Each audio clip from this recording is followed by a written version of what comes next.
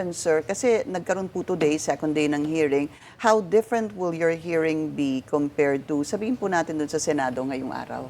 Well, alam mo, Pinky, kasi ang tingin lahat ng mga tao pagka-investigation is it's all about it's all about the kung sino yung may kasalanan, yung mga crimes, di ba? So lahat naman yan i-consider natin, di ba? But we have to remember that this is investigation in aid of legislation. Kaya siyempre ang iba tinitingnan din natin hindi lang yung mga pagkukulang.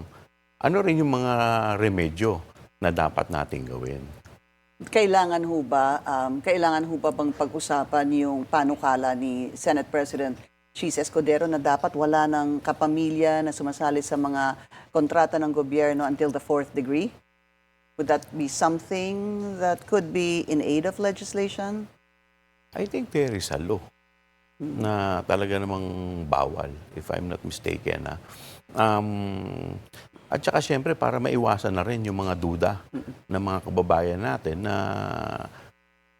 nakikialam ka, kaya nagkakaroon ng ganyan. Are you going to call Congressman Zaldico? I don't know if he's invited, if he is one of the invitees.